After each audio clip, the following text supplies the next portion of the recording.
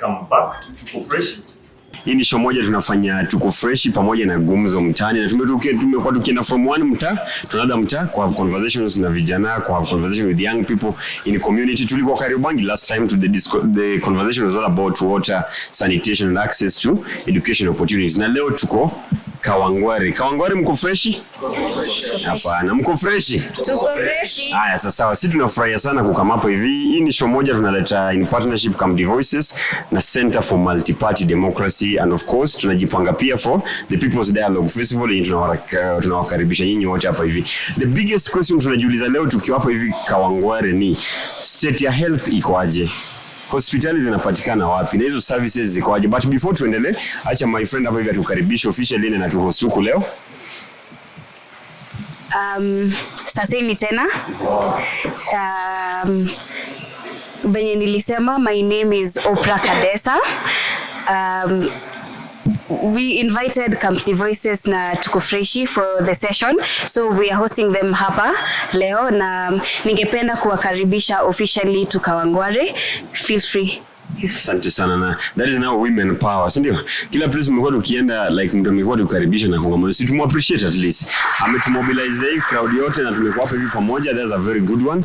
And Oprah, what makes Kawangware the nice place to be? Unajua kuna zile story kila mtu akisikia na kongatua anazoshare vituko zake na Kawangware, si ndio? Wewe like ukisikia wasio wazoshare Kawangware na nini? Okay, that is a very interesting question. What makes Kawangware a nice place to be?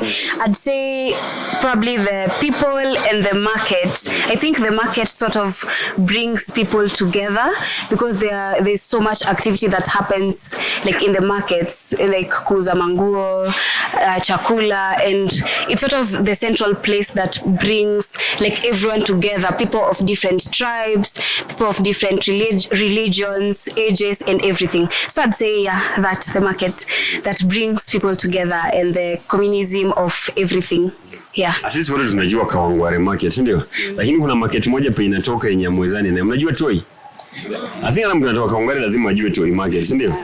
But anyway ni sawa. So sisi tumekama hapa hivi because tuliona hii conversation ni poa kabisa tuifanye hapa hivi. Let me just give the microphone to nani hapa hivi.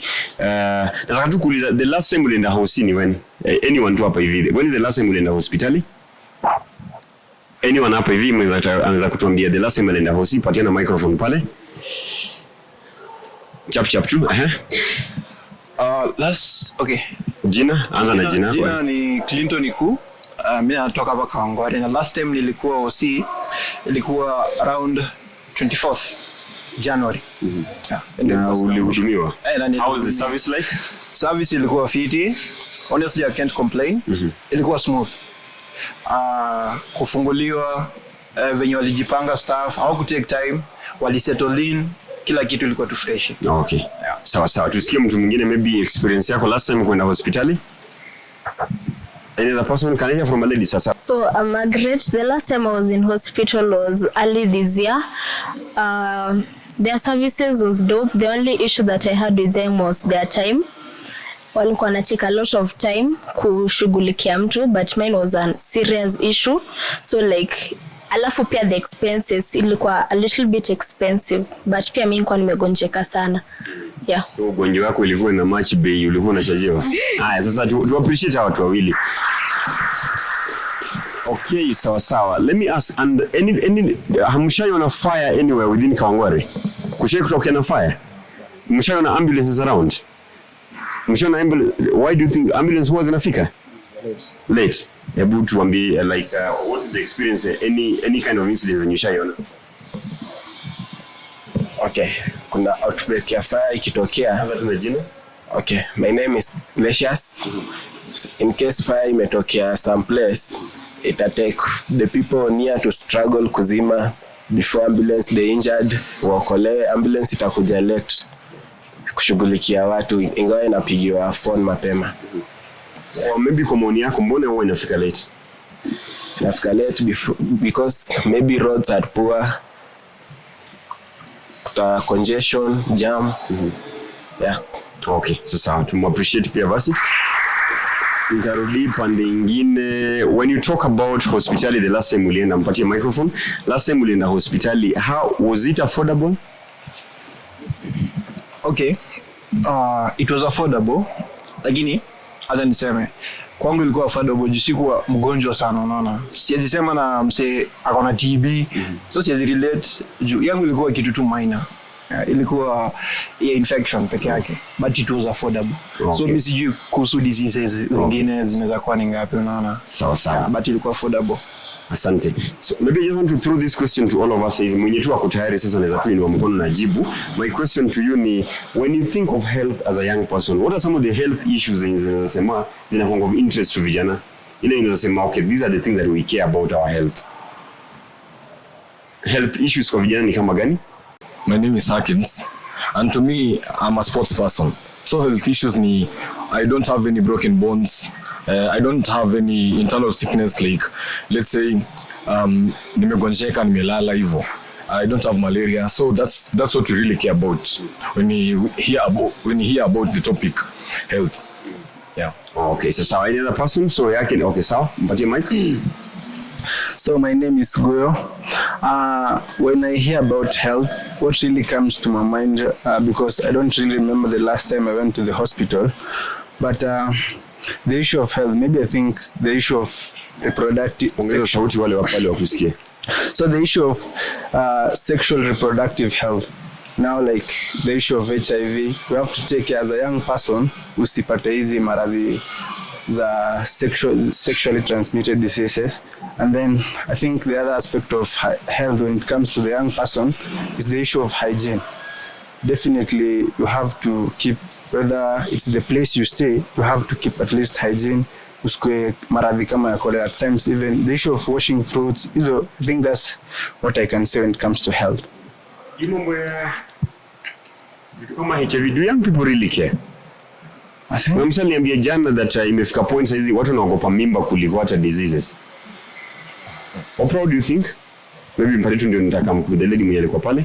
I'd say yes, saizi like people fear pregnancy more than HIV, but it's still there. Na bado kuna like some people who care about it. Na pia kuna like measures zenye zinakuwa taken. Though I feel pia kuna venye people are like generally ignorant, because like we have vitu kama protection, kama the condoms that are given like for free. I think people okay, not in a bad way, but I think like most people are just ignorant about it. So to say they care about it, but not really consciously, like they're not really like present in the moment to care about it, but yes, subconsciously they do. Condoms are free zinapeanwa wapi siku hizi? In schools, in hospitals na public places. So far zenye nimeona. At least sasa tunajua penye zinaweza patikana, si ndio? Amara kwa public, I think kwa public toilets in town pia ukienda unazipata pahali, si ndio? Yeah. But watu wataki hizo condoms za free. Unajua kuna hizi stories zinaanza wao sijui zinakuanga na nini, si ndio? Okay, because pia kuna like a lot of myths concerning the free condoms and all. Alafu pia I'd say tusifocus peke yake on like the sexual part of reproductive health. It is huge because kitu kama menstruation, that's part of sexual reproductive health. Yes, na pia kuna like all these rights and everything zenye I'd say sisi pia tunafaa, as much as hakuna like so many people wenye wana advocate for this topic, pia sisi tunafaa to go out of our way to like do our research and to like just be in the know. Yes. Okay, so she had something to say. I like for mkono hapo before. Okay, so my name is Valen. Regarding the issue of people fearing pregnancy than the diseases, pregnancy, I can say it's because, number one, you'll fear mtu anasema mama yangu or my parent atasema nini kuhusu, and number two is because of the cost of living. Squeezy pampers zimepanda. It's not easy. And regarding the diseases, I think it's because nowadays, according to what we've been taught, a case like for example HIV, mtu unaona when one has HIV, you can live for more than even 30 years. So like you better have that HIV than have a baby and unashindwa to take care of the baby. So like it's better not to have that burden on another human being and then rather have it on yourself. Au tunamuelewa hiyo angwa anakaa nayo, si ndio? Yana zile angwa ya ukiangalia burden ya heri hata ukae yani na ugonjwa fulani, lakini si burden ya kuraise mtoto, because anasema the cost of living saizi. Na kumweleza sisi tunafanya hapo hivi before. Saizi the imagination wanafaa kununua sabuni, diapers na nini. It's just strange. Mpatie microphone pale. Oh, hi everyone. Hi. My name is Catherine Tumba. So to me it's not all about ugonjwa, but not everybody is talking about our mental health. Like apart from ugonjwa and everything, we have our mental health. Like people are not okay. People are just behaving to be okay, so that the world around you won't like judge you, and every decision that everybody takes, they're taking so that they won't be judged negatively, because nobody is ready to take that negative judgment in. So to me, it's not all about ugonjwa and everything. We also have our mental health, which we should also take care of it. Yeah, thank you. I appreciate this. There's another hand somewhere hapa. There's ama ni pande nyingine? Yeah, this gentleman. Okay, so I just wanted to add something. Hiyo issues hiyo nyuma. Ongeza sauti ya watu wakusikie. Okay, sorry. Hiyo issue ya watu wanaogopa mimba more than HIV ama tu ugonjwa iko hivi. It's because najua ukiwa na mimba, ukiwa msichana, kitu cha kwanza kenye society itafikiria huyu alikuwa na full around na utakuwa marginalized huko, utaekwa kando, unaona? Hiyo ni kitu inaonekana, but the moment uko na HIV, si ati sisi ni madaktari tunakuangalia tunaona uko na hizo midudu ziko ndani yako, hakuna mtu anaona uko na virus. So watu wanaona ili waishi na kitu yenye watu wajui kuliko yenye kitu yenye watu wanaona. So that's why wanafia mimba, but ugonjwa wanaichukulia rahisi, unaona? Then wanasema kuna ARV, sijui kuna nini, watakula, watafanya zoezi, wataishi. So that's why watu wanaogopa mimba kuliko nini. Wanaogopa kinyo wataambiwa juu walipata mimba mapema, unaona? Okay. Yeah. Hebu patia Mona pale hiyo microphone. Nataka tu kumuuliza swali. Mona, the same question ya, do you think watu wanaogopa mimba kuliko the cost ya kukaa na nini na ugonjwa, ama ni the other way around? I would like to second what he said. It's actually right.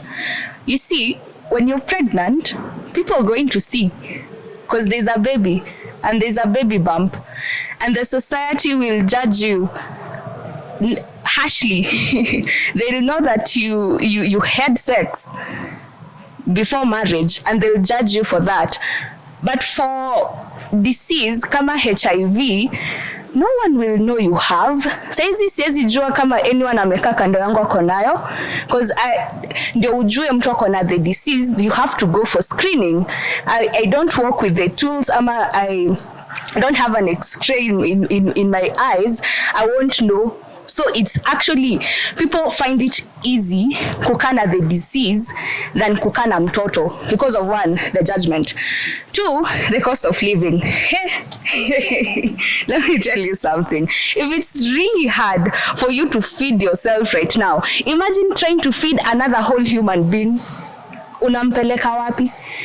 Where are you going to live with a child? Saizi rent is unaffordable. You see, saizi school fees imeongezwa like 300% up. How are you going to pay the fees for that kid? So I'd see why someone would prefer kukana the ugonjwa, in which pia the medicine is a bit affordable, I can say. Like more affordable than living with the child. So yeah, I'd say it's true. Watu wanaogopa pregnancy more than the ugonjwa. Okay. So just still on the same. Mona, yes. Maybe hata kama utakulia ma someone else. Sometimes kijana anaenda kwa hospitali, anaenda kujipima, si ndio? Maybe kujipima tu disease yote, ama hata kuangaliwa sasa mimba ama nini. Do you sometimes feel this like una feel hapana this mtu vile ameniangalia, ama hata vile, do you feel sometimes intimidated ukienda kudeal na some of these health officers? Are there such kind of experiences ushaisikia, maybe youth na kusema my friend? My friend said. Your friend said? Of course, there's always that fear oh my God, the fear of the unknown. Because in as much as we say that, oh, I'm not sexually active, there's other ways you can contract the disease. So of course ukienda kupimwa, there's always that 1% probability of, oh my God, maybe I went somewhere and I ate something, I was in contact, I had an open wound and I was in contact with someone and I contracted it. So there's always that fear. And what I'd love to tell you is when you go for screening, the person who is there like to guide you on, how are they called? The volunteers, on each of the volunteers. Yes, when you're kwa the visiting centers, they are well trained. They know how to like handle either you're positive or negative. They'll always come in with like counseling and they are well trained for that. Sawa sawa. So ile mambo ya oh ananiangalia funny, it's because it's all up in your head, you know, like you're so much in your head space. And of course it's how do I call it, inakubalika kusikia uoga, you know. So yeah, definitely. Let me hear from a gentleman. Si pale maybe iko na hapa hivi. Anyone hapa hivi, pitisha mic hapa. Pitisha tu mic. Yes.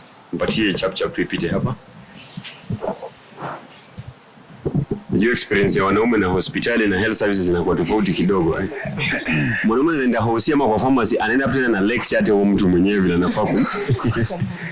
Okay, yes, I'm Victor Magdalinson from Kawangware. I'd like to add something there. You know, as now youth, most of us, let me say a lot of the youth right now, they don't like going to hospitals. They don't like going to hospitals. You can go to the hospital, you're going to get a lot of mothers, and most of them, they are pregnant. So when youth, maybe let me say, on our age, when a person is pregnant, that is why you are going to get that person going to the hospital.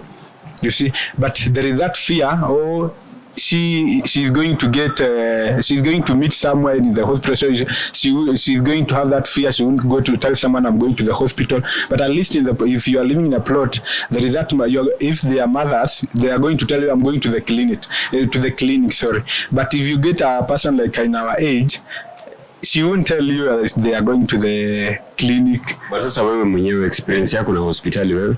Ulishaenda hospitali ama ukiwa mgonjwa unalala unaamka? My last going to the hospital was in 2013. I have never stepped in the hospital. Na hiyo ulienda ulikuwa umeenda kufanya research ama ulikuwa umeenda ukiwa the last when I was in the hospital, actually, on my experience, I didn't see any person from my age. I didn't see any person from my age. A lot of them were mothers, because even if you see even a youth going to the hospital, kumeumana. Yeah. So ulienda hosi na kupata vijana hosi, so ukajua hospitali ni penye place ya wazazi wa mama na baba. Yeah, mama na baba. But even most you can't get even a lot of fathers. They are most their parents. They are our mothers. Yeah, wanaenda ku clinic. Fathers are pregnant. Yeah, so you can't get a lot of youth like us, because they fear. They have that kind of mentality of fearing. How their friends will talk like this. They are going to share their daku. So awananga ile roho ya kusema tuwakimbie usina, kama ni kwenda ni ile ya kisiri. Huyu huwezi jua kama hata rafiki yako ameenda usi leo. Unaona, wako na ile uoga ya kusema can I go to nitaenda ama sitaenda, unaona. Okay. Tusikie another experience of a gentleman kwanza before I come back to the ladies. Experience hospitali? Anyone hapa kwa ikona? Pitisha mic pale mwisho. I'm Handsome Flanwell. So on the issue that you're talking about when you're going to test for maybe AIDS, and then unapata daktari anakuangalia na macho fulani, mostly in the villages unapata hao watu wengi wanakujua, they even know your family, your relatives, everything about you. So ukienda kupima huko report before kumajeri zako. Yeah, so ukienda kupima hata aujui, you just going to confirm, you know, utaka tukujua hali yako, but they are like they already judging, wanasema labda mtoto wa fulani yako nayo na tulimkataza kutembea na fulani, so those kind of things. So inakuwa ngumu, especially hata mimi nikiwa nyumbani, I've never gone for testing, kwa sababu utaanza kusikia mambo Okay. Sasa let me bring back us to something that tulikuja hapa hivi kufanya. Ndio. Nani ashaenda in a public hospital or public health center? Public health center. Atuongei na wadosi wale watu wa Mare Immaculate na kina nani, ndio? Public health center. How's the experience? Ushekwa hizi na watu stories ama unaweza tibiwa then uambiwe sasa kuchukua dawa ende utafute dawa kwa pharmacy fulani. Nani shisikia story kama hebu tupatie tu experience tu. Kwani sisi wote ni victims ama nyinyi sisi ndio tuko na hizo pharmacies? So Margaret, I'm going to, should I tell the name of the hospital? I mean these are public health facilities. Okay, yeah. I'll talk of Mbagathi. I've never been to Mbagathi. Shikilia hapo. Wangapi wameenda Mbagathi? Wakaona vituko pale vizuri. Wangapi wameenda huko? It is a public health facility, we have a right kuongelea, So like the first thing they tell you ni unafai kubaika staff, kakadi. Si kakadi, kana kaka booklet hako. Man, unaenda hapo unapata line imeanzia kule. Now for you to get there, I think you have to nilikuwa naona wasi wanatoka nyuma wanaenda wanapea hiyo staff, and I think they used to do something under the water. Unapea na kadundi upewe. Ununua kadi wa Kenya wanalipa kitu tena wapate kadi. Like the line is too long. Unapata kuna mtu akona mgonjwa. For me personally, I was not being treated. I wanted them to send for me hizo vitu za shule, ndio inge shule. So like wananiambia vitu mingi hapo, nikatoka. Alafu tena nikaenda kwa daktari mwenye anafai kunisainia, it's another whole line. Like me, I feel kama ni public hospital, unless you have something you give the doctor, ama the person who is passing there ndio aingia kwa daktari ndio utakubalishwa kuingia. Otherwise you have to make a line all the way from morning to noon, that is called kuja mapema. Call kuja magidha ya saa 5, utangoja hadi saa 8 ndio shughulikiwe. Hiyo sasa ni experience yake. So you had to pay I mean you saw people wakiruka line wanalipa ndio wapatie kadi. Yeah. Tusikie experience nyingine na public hospital. Pale kwa kona. Ndio turudi hapa karibu. My name is Joseph Kimandi. Actually, sikumbuki jina ya hospitali, but I remember I was in Form 1 and tukaenda na my parent, nilikuwa na shida. So wakadiagnose wakasema shida ni hii na shida ni hii. So wakamwambia juu sasa sisi hatuna dawa, and kwa hizo shelves kulikuwa na dawa. Wakasema kwa sababu sisi hatuna dawa, tutakuandikia dawa kuna pharmacy fulani mahali fulani, you go and buy them there. Ulijiuliza unajuaje hiyo pharmacy penye iko na hizo dawa? Na unajua hizo dawa ziko? Of course ni yao. Like so like unapata msemo mwenye anakuambia ndio buy dawa mahali fulani. Hizi dawa zenye unaenda kubai zimeandikwa GOK. So ni za government of Kenya. So obvious hizi dawa zimechukuliwa, zilikuwa zinafaa kupatiwa na bure, but yeye amechukua kaweka kwa pharmacy yake. So hiyo ni tuseme ni kama scheme yake, anatengeneza tu do nayo. Okay. Yeah. Sawa. Tusikie kulikuwa na mkono hapa kwa kona ndio nirudi side ya left. Hapa pitisha tu mic chap. Hello guys. Naitwa Cedric Limo. So my experience ni there's a time I had a friend alipata accident along Ngong Road. So the guy alikuwa damaged akili kidogo. So tulihave kumpeleka kwanza Hussein kwa karibu ndio afanywe at least first aid ndio tujue. So tukampeleka Hussein, by then wakatu refer kwa doc fulani hapo hivyo Kenyatta. So kumpeleka alikuwa so unconscious by the way, hata kwa na like anaongea alikuwa tu amenyamaza kabisa. So the doc like alituliza do you have what it takes like could treat you mse, tukamwambia what does it take, we just save the life then tutajua like even kama ni payment baadaye. So I have quit, alisema so if you can't talk well like as in they wanted at least something tumpatie at least proceed na kumtibu. So the guy alilala like leo, then kesho hakutitiwa bado the whole day, alikuwa tu amelala pale kwa bed vinya alifanywa tu first aid from the previous. So tulihave kwenda huko jioni usiku only to find that the guy alikuwa ameshakufa. So like Kenya nasema bado this public like health facilities bado wanataka that cash venye tu yamesema like lazima uchuneka kitu ndio utritiwe haraka. So like haziko that reliable kwa msako chini. Yeah. Unajua kitu moja na tupe ni wakumbushe, unaona this conversation that tuna have hapa hivi, these are the same conversations that we have at the People's Dialogue Festival. Na pia tunataka tu invite pia mkam so that we keep on having this conversation pale, si ndio? When these leaders ama the government wajue that these are the experiences that Wakenya wanapitia, maybe wanaanza kufeel vile tuna feel. There was a hand this other side. Sawa, give it to the gentleman, alafu tukuje to the lady hapa. Hello guys, I'm Benjamin Ndegwa na nimeshukuru kwa hapa. Kitu cha kwanza ambacho nilikuwa nataka kuongelea ni kuhusu fear of ladies kwenda hospitali kupimwa, like anapata ako na mimba. Sio kitu kibaya, na afadhali ukuwe na mimba kushinda ukuwe na magonjwa. Ukiwa na mimba utajifungua vizuri na mtoto ataendelea kuishi. Hawezi jua nani atakuja hapo kando kusaidia mtoto wako. Lakini once umepata ukimwi, hatuwezi vichana, umepata ukimwi, mentally utakuwa destroyed, because uko na ile mentality ya nimepatikana nayo, sasa nitafanya nini? Na ukiangalia background yako hamna kitu, hata hiyo affordable ya kununua hiyo nini, pesa ya kununua hiyo affordable ARVs hauna.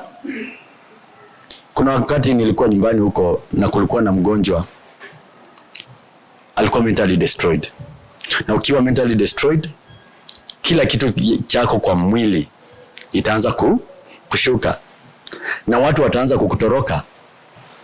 Hata huyo ndugu yako, hata huyo dada yako, rafiki yako hautaimuona. Kitu cha pili, ukienda kwa public hospitals, mimi mwenyewe nimekuwa huko 2016, nakwambia chenye niliona haikunifurahisha kabisa. Mpaka hata chupa ya kucollect samples unanunua 20 bob. Kitabu imeandikwa ya government. Public hospital was that? Tullet Health Center. Tullet Health Center. Iko upande ya Kitale. It is sub-county hospital. Mpaka chupa ya kununua samples unanunua. Dawa wanakuambia enda kwa chemist fulani utapata hapo dawa. Ukifika hapo ni yule daktari anakuzia hizo dawa. Alafu pia time unajikuta mgonjwa, hata ule mgonjwa mwenye yako next kwa wewe anakufanya wewe unapona. Ama hujawahi pitia kitu kama hiyo? Mgonjwa mwenye yako next kwa wewe anakufanya wewe unapona, ni dawa tosha. Kwa sababu ile hali yenye anapitia na time yenye amepewa ni kidogo sana. Like mimi naenda lunch, tungoje hapo. Mgonjwa ako na mtoto, ako na fever ya juu, angoje mpaka saa 8. Mwende mmalize kula lunch, mrudi. Na bado mkimaliza hivyo kuna wagonjwa walikuwa mbele ya huyo mtoto. So unakuta ina demoralize, inaangusha huyo mama, inamvunja moyo. Mtoto alikufa hapo na hapo. Mimi nikiangalia na macho yangu.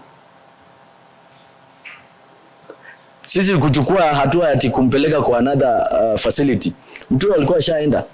Sasa time kwa hizi public hospital inauma sana. Sawa. Thanks. I feel at least to appreciate some energy kidogo. Sawa.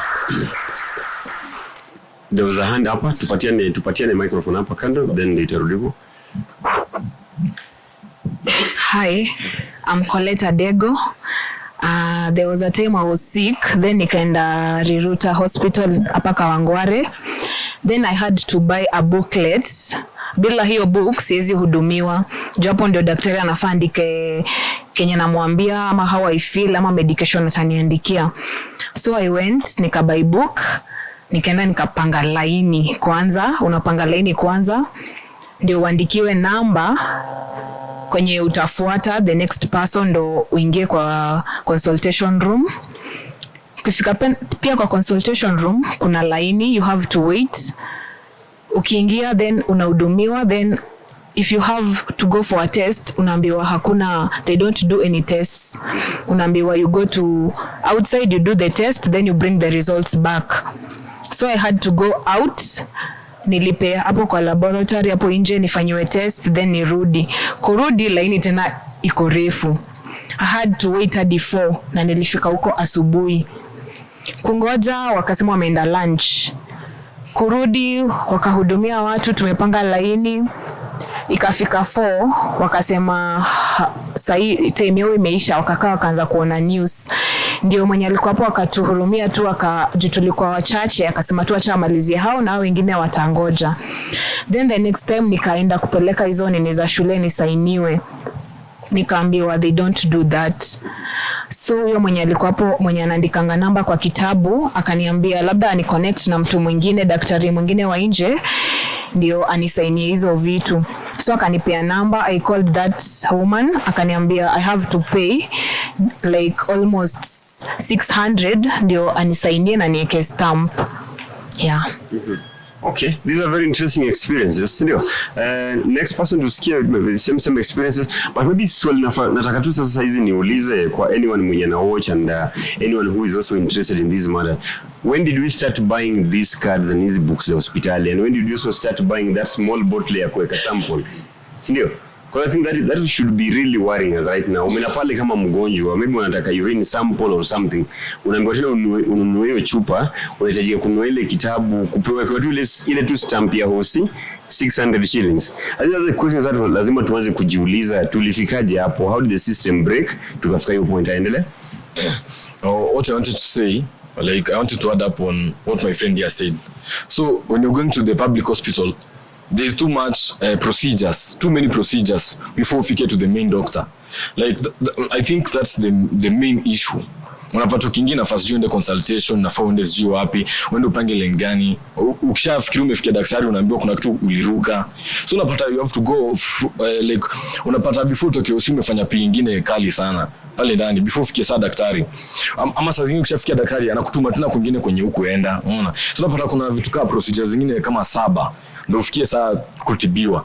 Na sasa kwa mgonjwa critical, hizo procedure atafanywa na nani kama wako peke yake, unaona? Yeah, so that's also an issue in our public hospitals. Okay. Sawa. To answer your question about kununua hizo vitabu, okay, I haven't had any experience ya kununua hizo bottles za kupimwa, but I've had experience ya kununua kitabu, and I think it has been there for forever, like because the first time I went ilikuwa nikiwa primary and it was still there. Yeah, nani like uko 2013 2012 huko. So I think it has been there forever. Yeah. Sawa, kulikuwa na mkono ilikuwa pale kando. Sawa. And even now as we get to the lady pale nataka pia niwaulize, how accessible are the hospitals in your area nyinyi kama watu wa Kawangware? Is it a place being unasema usiku ukiugua utatoka tu security wise the road, unaweza tu call Uber usiku na ikami ku drop, okay, kwa wenye utumia Uber watu wanatumia Nduthi? Is it a place unaweza tu access chap hivyo? Okay, hi again. Hi. Okay, so to answer your question about paying for the bottles and stuff, I think currently everybody is just thinking about money. Like everybody is money oriented. Mentally, say I'm ready even to sell my shoes, bora unipatie tu pesa. So maybe that is the thing. That's what is happening currently. And also to add on to my friend's him. So I also think it is better to be pregnant. I'm not saying you go and become pregnant than become HIV positive. Because the moment you are HIV positive, it's gonna fuck up your mental health. And you have to work with that alone. Everywhere you're going, you're on yourself. Until you get maybe into therapy, but also that therapy, you have to go into therapy first by yourself before you go to the second party therapy. So to me, I think like we should just just take care of your mental health. If you know that pregnancy is going to like fuck up everything, don't get pregnant. And you know the right thing, after all. You know, if I go to do this and this is what will happen. Why do it? Why do it if you know if you like have unprotected sex, you're going to get pregnant, you're going to get maybe HIV diseases? Why are you doing it? Well, question, unajua generation yetu nzuri watu filter, hakuna hata filters ndio. Ni kuchapa tu vitu on the haya sasa. I have a few things to say. One, I think a lot of it goes back to like the poverty cycle, because there've definitely been cases where we've had that, you know, sometimes it's even the parents. Mzazi ndio ametuma msichana to go out and like be a sex worker so that they're able to get money. And you see, like if you look at where this is coming from, a lot of it is hatuna hata unga, like we don't even have sukuma wiki hiyo siku peke yake. Achana na stima tutatumia candle. Hatuna food, watoto wako na njaa, so mzazi anaona sawa, wacha nimeshindwa hata kupeleka huyu msichana shuleni, wacha nimpeane afanye hiyo job arudi. Then think of what atasema, okay, use ARVs. Remember again, in these not ARVs, condoms. In these very public facilities there are no condoms. So then that goes back to provision of goods and services by the government, because it's the citizens' rights to get access to SRHR, or it's an SRHR right. It's an SRHR to access commodities such as condoms. They should be available in every public facility. Those commodities are not there. Higher, you go get pregnant, you go to the health facilities. First, you have to pay to get treatment. Then there's that stigmatization. Na sasa nakwambia, oh, wewe kazi yako ni kupanua miguu, ndio maana umepata mimba. If you don't get teen pregnancy, you may get HIV/AIDS, HIV or AIDS. Just ukishikilia hapo, there was a time kulikuwa na hii kesi ya when young girls wakienda kudeliver wanapigwa hadi kwa hospitali. Umesikia hizo story? Yeah. Ni ile vita serious, set ni jokes, nurses wanachapa, na we even have evidence of it kama zinafanyika some of these public facilities, ndio? Yeah. So then say you get HIV or AIDS, there's no ARVs in the hospitals. The other thing is, sisi hapa ni vijana. If we're talking about stigmatization, and I don't even think we should be having a conversation of is teen pregnancies better than HIV or AIDS. We shouldn't have to pick or. I'm not saying go get AIDS, go get unwanted pregnancies, but then where are the facilities to support this? CSE, comprehensive sexual education. Perhaps if we had this, then we'd mitigate against some of these things. The government does not want it to be in the curriculum. So then it's this whole cyclic thing of lack of political goodwill, poverty within the societies, and then it just goes on and on and on. But then again, kama mimi ndio niko na HIV/AIDS, who are my friends? Before my parents, achana na wazazi wetu, because they've grown up in a generation where kama uko na ukimwi ni it is very stigmatized. But rafiki yangu ni nani? Kama ningekuwa niambia rafiki yangu leo, si vijana wenzangu. So that stigma has gone to the level of sisi mavijana. So then we also have to change that mindset and be a little more supportive. Let you be the safe spaces that your friends are looking for within the community before we start looking at what are our parents saying, what is the government saying. Charity must begin at home. And then the last thing I want to say about this healthcare thing, and it may not directly affect Kawangware, but then and it was like 2 days ago, there's been this issue of people died on the SGR. They were not drinking, they were sick. SGR imeenda, hakuna daktari kwa SGR, hakuna first aid kit kwa SGR. The person died. It goes back to this whole conversation of healthcare. And you're not necessarily going on the SGR kuenda kupiga sherehe ama raha. Sometimes umepata kibarua, Mombasa or Kisumu, wherever, Nanyuki, you've gone on the train. Maybe that was the most affordable option because you cannot afford a flight. Then you suddenly get sick. No one wants to fall sick. You get sick, there's no access to medical care on the train. People are dying because of that. Lastly, ukipata homa leo, hakuna mtu anakuambia, Opondo ako na homa, Kimbali ako na, I don't know, pneumonia. So then why is it that when it comes to HIV/AIDS, it's such a, don't touch, don't speak, don't say, see no evil, hear no evil. We need to destigmatize this whole HIV conversation. And it's important to remember, HIV, you don't only get HIV through engaging in sex. There's a lot of different ways to get HIV. So we really need to have that conversation around some of these nuggets that touch on health, as well as the political goodwill in as far as provision of healthcare services are concerned. Okay, so I more appreciate it. On the same issue of access to information, especially in health, I once read of a case, not just reading, I also know of similar cases. Penye mtoto anarudi home anaambia babake niko na shida ya macho. Because they cannot afford, anaenda tu hapo kwa reli. Si mnajua hizi scrap, penye unazanga hizi second hand glasses. Ananunua tu glasses ya lens anapatia mtoto avae. What happens later? Now sasa after kidota kama 1 month 2 months sasa macho sasa imeharibika kabisa, because kumbuka hizo glasses zijapimwa, si lazima kuna process fulani before zikwambie uvae glasses fulani. Again you've also heard of cases when mtu anaumia usiku na hizi access hospitali. Now that's what I want to bring back to hapa hivi Kawangware. Let's now bring the conversation back. Are hospitals accessible in the places where you live? If an emergency was to occur, is it the health facilities around, are there places where you can easily get to usiku ama in a moment of emergency? Anyone? Hello once again. So for me, Kenya naweza sema yes, in ghetto places ama tuseme maybe in Kawangware we have hospitals, we have those dispensaries, we have the pharmacies, but now the question is do they have the service that they need, or the equipments, or the specified medicines that we get, you see. So like unapata hapa tuko na dispensary sama hizo hospitali ndogo ndogo, but when you go to Kenyatta you have the services. So niambie, for instance umebreak maybe bone yako ya mguu and umeenda hospitali and they can't treat you, they need you to maybe to have a scanning or something for you to get. So niambie usiku utaenda wapi, like uende utafute scanning ndo rudi utibiwe, you see. So see iko inconvenience mostly. Sawa. Any other person hapo hivi before? Sawa, pena mic to the gentleman, then to the lady. Yeah, I'm Ivan. So yeah, I did have an experience whereby an aunt of mine, she was very... Okay, I had an experience where my aunt was very sick. She had some fibroid on. So an issue occurred where it reached around 3 a.m. in the morning, where it became so bad. So what happened is that we tried to call some medical. There was a number that they always give, the hotline number you call, but you wait and wait. They put you on hold. So because you cannot get an ambulance to come, so the only thing is for you to look for access to a motorbike, and you cannot get a motorbike at that time.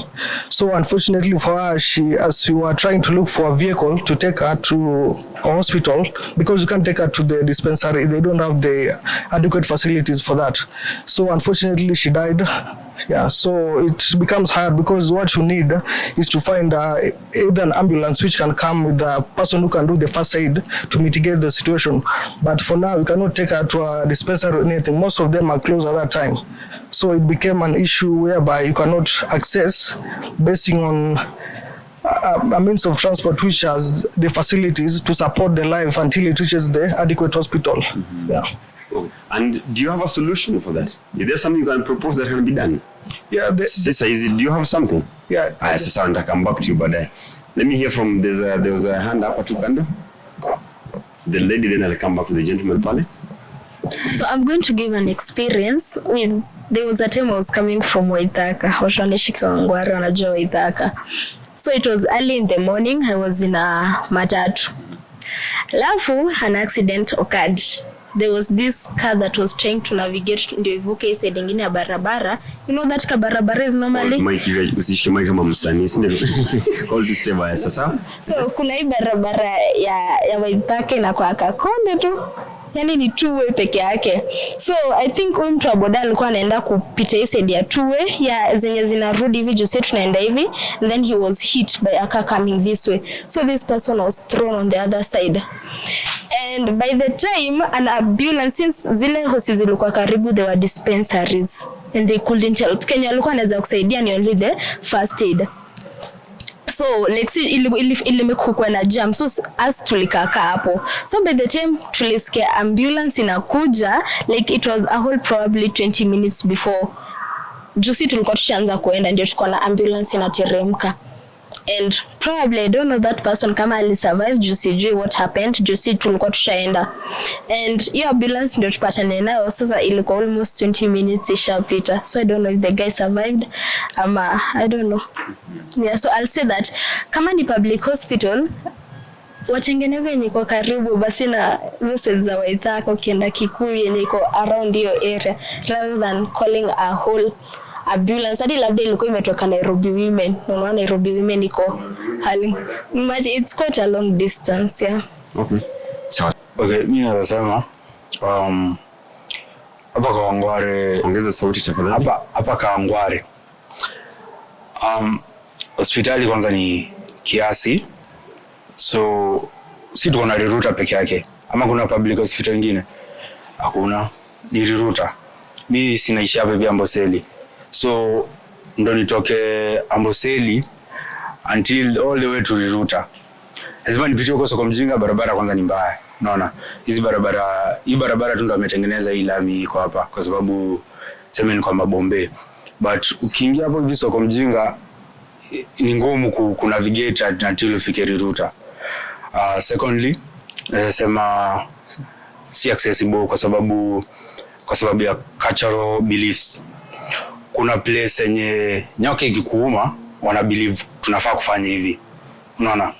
So hatatumia hospitali. Unaona? Hawezi tumia hospitali. Kwa nini? Kwa sababu sisi tunaamini nyoka ikikuuma ila tunaekelea weke ingine ikuume ama weke ingine ikuume. Unaona? So hiyo kuna hiyo belief. Hiyo only that. Okay, so sawa. To appreciate. Was there a hand this other side? Yes. Kuna later there's a gentleman hapa. Ongea naye. I'd like to speak too on the service and on the transport. Maybe during the night and you are sick. Let me start with the transport. Most of our roads here in Kawangware ziko ndogo, unaona. So unaweza pata gari iwezi access pia kupita. Alafu pia ukiexpect ambulance ikuje kuchukue, hiyo ni noma pia because most of the ambulance inatoka mbali ndio ikufikie. Alafu ukumbuke pia hizi roads zetu, yes naona at least walieka lights, so hiyo siwezi interfere nayo. So but there is this youth, of course lazima tu kuvuruge. So lack of insecurity pia ina matter. Unaweza pata uko mgonjwa mnahari kwenda kusaidia mtu fulani ama kuna kitu fulani imetendeka au uende ngangane kusaidia, but you get is already used, umeshafika hapo kazi yao ni kuiba instead of helping. Unaona, so wameshafika wameanza kukupora ama wameanza kuiba vitu fulani instead of supporting to help ama to call for help. Alafu kitu kingine, there is this lack of communication. Juu kama kuna kitu imetendeka utapata yes majirani wataanza kuitana lakini hawatakuja kusaidia. They'll come to view. So itafanya wewe mwenye unateseka kukua nini, labda kama uko na hiyo shida itakuishia, itakulemea haraka, ndio utapata support. Watu kazi yao ni kuview na kuangalia kenye kinaendelea ama kurecord. Juu saa hizi anything that is happening, people keep recording, they don't want to help. Unaona? So ndio most kitu ina happen. So these roads unaweza pata like kitu kama wewe uko mgonjwa ama kuna kitu imehappen, kitu ita access haraka ni pikipiki. So pikipiki ndio most wazi nasaidia wagonjwa huko during at night. Hata unaweza pata even if you are pregnant, mtu atakimbia kuja kusaidia, mwenye utaita ni mtu wa boda, because the time you are going to wait for ambulance to come ama Uber ama whatever, haitafika haraka, you will have to wait a lot of time. Alafu tuende to the service. Hapa Kawangware vile my friend amesema public hospital, yes ni moja, but on the other side ukiwa ni usiku, most private hospital ndio zinakuwa zimefunguliwa usiku, na ukienda hapo utapata hautasaidiwa, utakwambia sasa mtoe hapa mpeleke Mbagathi. At that time bado hujasaidika, unaona. So most ukifika kwa hizo public private hospitals wanakuambia enda to the public, wanakutoa hapa, for example wanakutoa hapa wanakuambia enda mpaka Mbagathi, and it is at night. So unapata hiyo pia support ya kusaidia hauna, na already pia hapo maybe kuna ule mtu mwenye hakuwa anajiweza kulipa hiyo pesa, unaona. So inakuwa difficult kwake wakati anafika hapo hajasaidiwa, lakini inabidi tena alipe hiyo pesa. So inakuwa sama difficult kwake kusaidika, because yes Kawangware ni watu wa hustler. So watu wa kuhustle, ukidepend mtu aweze kungangana kutoa ile ndio aweze kusaidika na kuwa ngori pia. Okay, sawa. Hiyo ni point moja fiti sana. Pitisha mic huko. But wewe pia kipitisha mic niulize, do you think time size imefika ile at least kila Mkenya unafaa kuwa na some basic knowledge za vitu kama first aid? Because sometimes incidents zinafanyika huko home, na hii point umetaja, it is so common in Kenya. Sasa hizi mtu anaweza anguka hapa hivi amecollapse, baada tumsaidie, kila msikilizaji kuna YouTube channel na sijui nini, we want to record vile mtu anaanguka na jamaa anakufa, si ndio? The incidents ametaja pale ya motorbike, hizi vitu tunaziona hapa hivi tao, bike na gari zimegongana, baada tuangalie vile tunasaidia yule mtu wa bike. What are we doing? We are busy recording, or wasi wamekama wanapiga mtu wa gari. While is just an accident inafanyika, si ndio? So by the time tumaliza hivi vita yetu, tumeumiza mwenye alipata accident na mwenye pia aligongwa zaidi pia ashapasa. Sasa what are we solving exactly? Yes, there was a hand sawa. Hi guys, my name is Kimberly. So what I wanted to bring out in this conversation, number one, NHIF. Like, see, the employed, people who are employed, tunakatonga NHIF. Niseme tu wale watu wanakonga wako employed huwa wanakatwa NHIF every month, but then how useful is your NHIF card in these hospitals? Like, when you go there, will you get the service with just giving your NHIF card and then you get everything including the medicine and you go? Ama your NHIF card is just a decoration in your wallet or your purse, because when you use it in the hospital, the amount that they're giving for like the service is very little and it's not able to actually help you. So my question to the young people right now is, how useful is the NHIF card, and why is it that every month we have to put money in the NHIF if it doesn't even help you? So why do we need it? See, we just do away with the NHIF, let every man be for himself, because we continue putting money in the NHIF and then you go to the hospital, unapata aupati your services. Like, I had an experience, there was a patient there. The lady has her NHIF card, but then anaambiwa hawezi dungwa sijui sindano gani, NHIF haikava hiyo, NHIF haikava sijui nini, NHIF only provides sijui only 500 shillings for you to just do consultation, but from consultation, hiyo sindano nye unaenda umeprescribiwa udungwe, to the medicine, to everything, it's you paying. So what is the actual use of NHIF right now? If you can go to a hospital and it was a public hospital and you're using that card, but they still don't recognize it. Good question. To appreciate kila mtu mwenye ameongea hapa hivi. Appreciate vizuri kabisa. Sasa, because this is a dialogue session, and this is what will be happening actually at the People's Dialogue Festival. Simwambia, that's what happens. Hii conversation yote bado tunaweza endeleza pale. And this is just the beginning of the conversation tunafanya from community to community. Na mkikuja pale, tunataka mkuje specifically kwa ile tent ama hiyo village itakuwa na handle vitu za kuachieve ama kuimplement article 43 on the different issues tumekuwa tukitaka. Sawa. Na tunasema pia form ni dialogue, because we believe in conversation sisi wenyewe kwa wenyewe. I want to give you 1 minute to consult mwenye kwa kando yako. Maybe just maybe let's form maybe some pairs up. If you just get someone, you have time kidogo to consult someone. If you are to pick any of the issues zenye zimediscussiwa hapa hivi saizi and you are to present a solution, what is the solution ungetaka kukama up nayo? Any of them. Just pick someone, wawili tuone nani atakuwa na partner, maybe wawili. Just turn to somebody. Sasa mimi nawapatia sasa time ya kuconsult nyinyi wenyewe. Bana, mimi si consult na mimi. Consult na huyu. Mkisikia hizo vituko zote zenye zinafanyika, mara hakuna madawa, mara hakuna nini.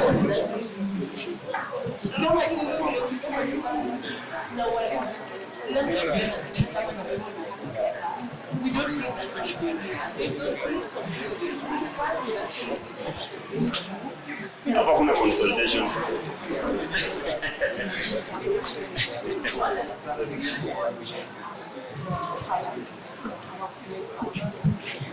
Consultations zenye tunafanya ni around I want to think around vitu kama how can ambulance access our community in case of an emergency, sawa? How do we ensure that we can push the government dawa zikuwe kwa hospitali, sawa? Hapo mnanipata? Dawa zikuwe kwa hospitali. How do we pass the necessary information that every Kenyan needs to know about diseases, about kutibiwa, about kupimwa, about stigmatization? Think around hizo vitu kama hizo. Think around vitu kama emergencies zikitokea. Tunataka kusikia ideas zimetokea fiti, tusikie ni akina nani wanatoa na zile idea kali. Are you ready with the solutions? Tumechoka na complaints. Now it's time to present something. Unajua tukiongea hapa hivi lazima pia mjichallenge, mjiambie kesho wewe ndio utakuwa MCS, ndio? Kesho ndio utakuwa MP, kesho wewe ndio daktari tunaongelea, kesho wewe ndio mwalimu tunaongelea. What is it that you are going to do different on these issues that tunaongelea? Pick one issue of your choice. Let's present the possible solutions. Na tusiwapresentie solution, tujipresentie solution zetu. Are we ready? Are we ready? Ni mnakaa sasa, yani mnakaa mmeona points mingi sana. So nani naongea on behalf of team yenyu watu watatu? Nyinyi kwa watatu ama watano? You are 3, nyinyi ni wawili hivi. Haya sasa nyinyi mmekuwa ngapi? Mko watatu, nyinyi wawili. You know, really hivyo. Sasa hii kona kuna kelele sana, ni kama kuna solutions kubwa kubwa. Inakaa kona ya activist, hii kona ikai kona mzuri. Hii solution sasa. Mnatuambia like engine hapa alafu kuambia unataka kutaka issue gani mmepika za the three people. And straight to the point.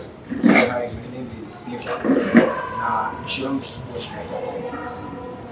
kuhusu population in how many hospitals so acha tuongelee Kawangware is very densely populated. Unaweza nimependa pale hospitali kubwa pekee. So if kama place iko densely populated, hospitali zinafaa. Na there's no way kuna place haiko densely populated unapata huko hospitali ni nyingi. Like mimi naweza sema place kama elite sana hapo kuna huko hospitali zinakuwa karibu na sana.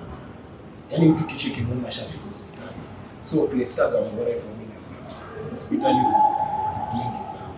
Okay, na hizo hospitali ziko so accessible but hata kama mtu anaumia instead of ndudi kunafaa kuna ambulances karibu sana. Alafu kitu sawa sawa, tupatie watu wengine mic, shika mic. Hapo nani naongea ni wa behalf? Sawa.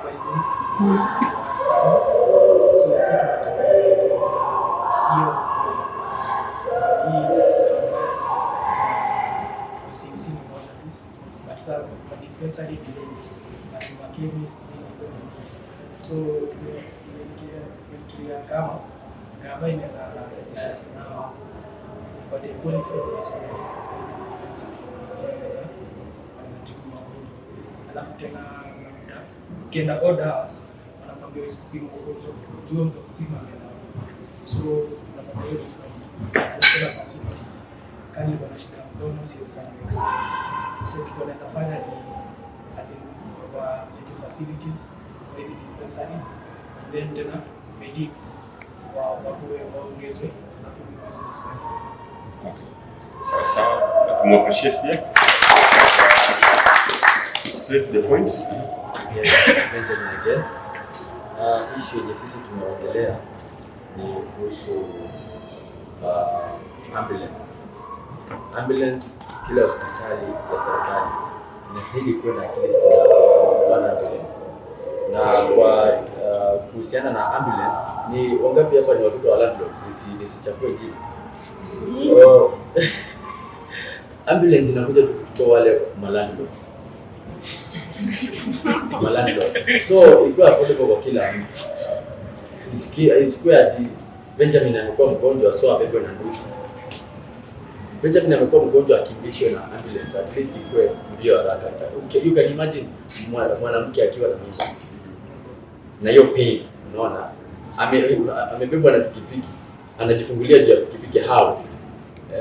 Alafu like kila hospitali kuna na one ambulance. Na isibebe mahindi, ibebe watu. Because hata kwetu huko kulikuwa na nyingine inafanya tu biashara tofauti tu. Inabeba mpaka mahindi kutoka kwa shamba. Mimi natamani kuja kwenye because tunafanyia vitu zina happen vibaya sana. Mahindi inabebwa kwa ambulance. Inabebwa kwa ambulance itatoka kwa shamba. Kanisa ndani. Okay. Alafu mambo na time. Time hapo. Pia huyu alizongelea mambo na time. Hiyo mambo na time. At least manze au health workers wakuwe considerate. Si hata kama ni saa ya kuenda break, si ati wanaachanisha patient hapo. Na daktari aliwalk out kama patient amelala kwa kitanda. Ati ndio hiyo makes sense. Na pia kuingia wanafaa wakuwe active, wakuwe punctual hivi. Si ati wakuwe punctual. Juna day fulani nimeenda hapo tu niliruka. Napata hata gate ijafunguliwa. Mimi nilikuwa kwanza na mwingine amekaa. So wakuwe punctual. Sawa. Your group next, representative one nani? So as we tackled the issue on the doctors taking their sweet time, hizo mambo za pharmacies, and we looked at one major problem. How well are these doctors being paid in public hospitals? Honestly, studying medicine is very expensive. Kwanza right now, when they removed subsidies in universities, imagine paying almost 700k per semester for 6 good years, and then you go and start working and you're earning peanuts. Hata wewe hautafungua dispensary. No, let's just be honest. You work in that public hospital, hautafungua dispensary. It all goes back to the political degree. How do they want the best for us? Because honestly, studying medicine is like kuweka cross on your back because it will haunt you. Why is it that unapata in these government hospitals, most of these doctors are very old and they don't want to retire. Why? Because saizi ndo hata ameanza kuona a decent salary. We had an issue where in Nakuru County, interns were protesting and plus doctors because they are not being paid well. Doctor analipwa payment inafaa kulipwa intern. No, interns are getting reimbursements, unaona, like they are not on paying. But then doctor analipwa pesa inafaa kwa inalipwa interns. Why? Why is that happening in the public hospitals? And they have money to actually renovate State House because State House ina renovatiwanga kila wiki.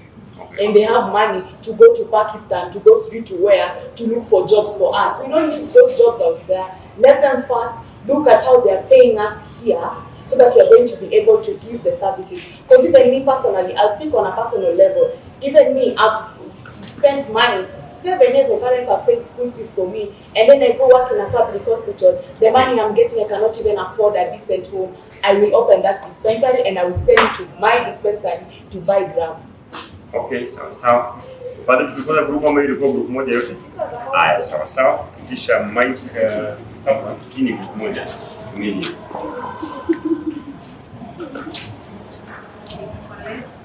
We're tackling the incident when someone is sick at night or amegonjeka tu abruptly na ambulance ziko mbali and we only have the router here. So the router should have an ambulance, either 1 or 2, and very accessible. Mtu akipiga simu stop recording. Anashika haraka. Lighting yake is bad. Roads kutengenezwa vizuri na the government, pia ambulance iko accessible to huko ndani. Okay, sawa. Tusikie hapo. Hasa sababu zima kwenye madawa katika hospitali. Serikali inafanya remediation hizi pharmacy na chemistry wanafungua madawa zinauzwa huko zinafaa kuwa regulated so that usipate dawa zinaandikwa GOK zinauzwa kwa chemistry ya health hospitali hakuna dawa. That will minimize dawa kupotea hapo. Okay, sawa. Tusikie huko. Sisi tulisettle na accessibility. I won't talk about roads. We've been crying for better roads since time immemorial. Nitaongelea about structure because I feel like Kawangware mostly kuna landlords fulani wana very bad structures while constructing.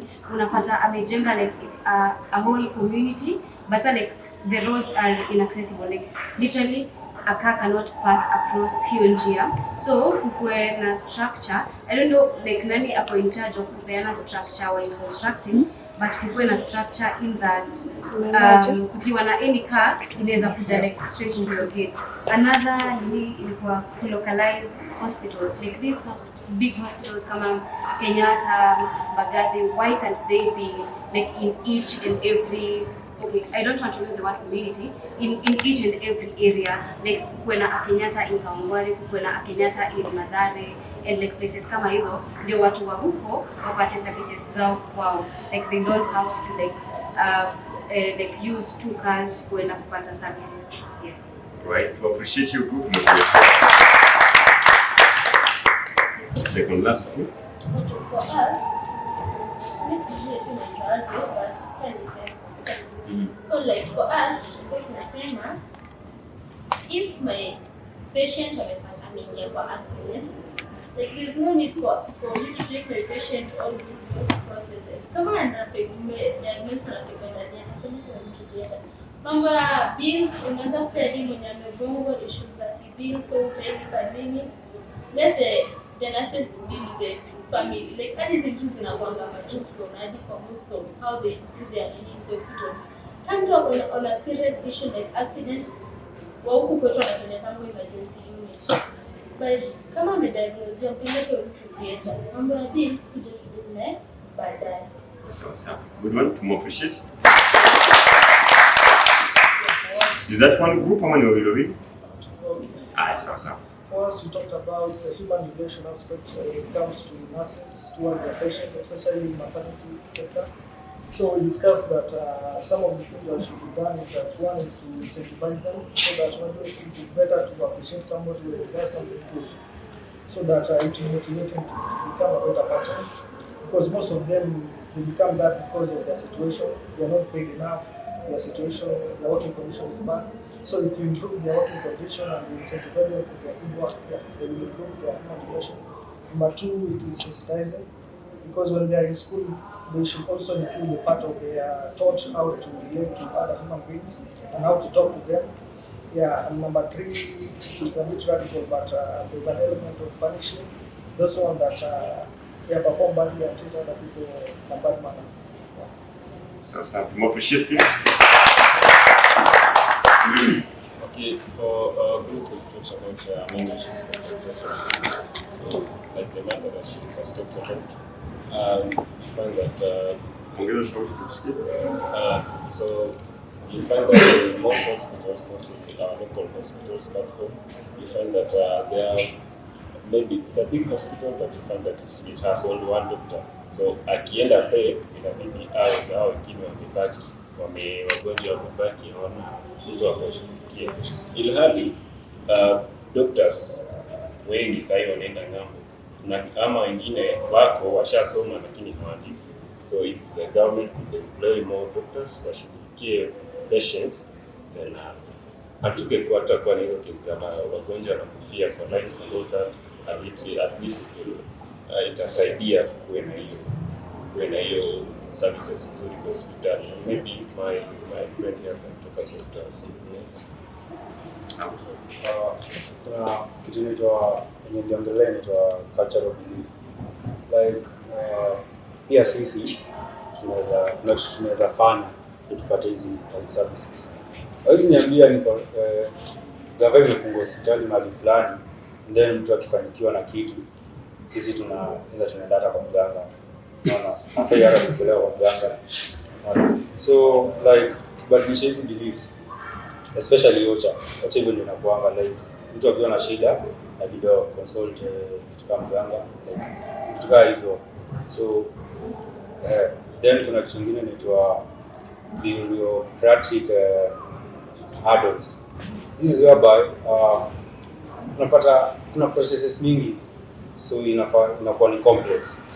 At least wazipunguze, like wenye huyu demo amesema the same thing, like kama mtu ameumia mguu usianze kumwambia tuangalie bili yako kwanza alafu utatibiwa. That's it. Alright, so we appreciate this one.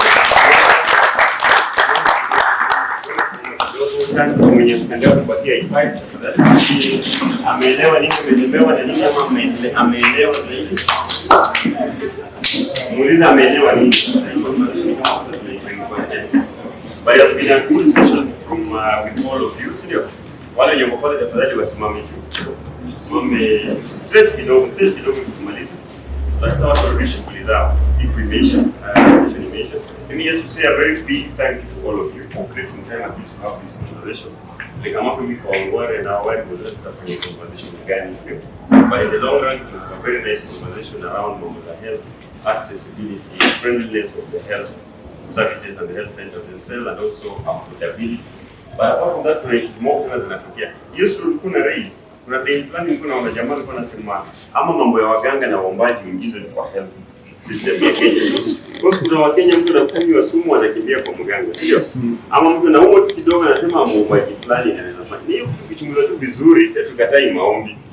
So watu wengine wenyewe pia Wakenya pia tunapenda kujaribu sana. So I like the direction nasema that pia sisi kama wananchi lazima pia sisi tuanze kuwajibika. Right? Na kuna ile point hiyo jamaa anataja hapo hivi. Some cases zinataka attention zetu kama sisi wananchi wenyewe. So as much as you want to say government this, government that, OC imejengwa.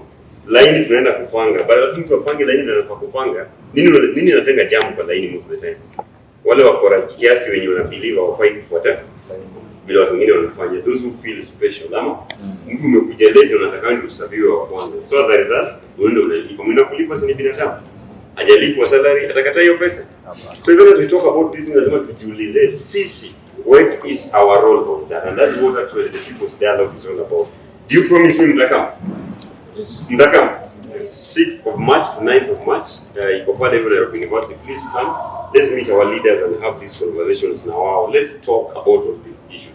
And anytime tukitoka hapa hivi, remember the conversation inaendelea online on all other social media platforms, TikTok, Facebook, Twitter, Instagram, wapi, endeleza hii conversation. Hashtag ni Gumzo Mtaani, hashtag ni form ni dialogue, na hashtag ni tuko fresh sawa. So we keep up with this conversation. As we clap together, nataka tu clap msaidie kwa appreciate watu fulani. Kwanza, let's clap for ourselves, appreciate ourselves for being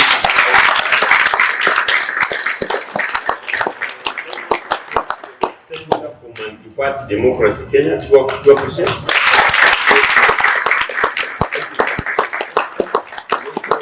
The voices together to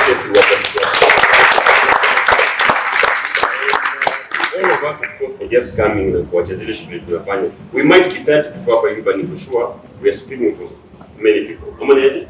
Yes, saizi kuna watu niko sure kwa hiyo pale hivyo home watu wa kushughuli zao. Nyinyi mamo kama hapa hivi tumekaa over 3 hours having conversations amongst ourselves. Asanteni sana. Wishing you a very nice afternoon. Keep watching, talking, discussing, deliberating, sharing, and above all, welcome People's Dialogue Festival 2024. Tuonane tena next time in another community, of course, with another topic. Asanteni sana.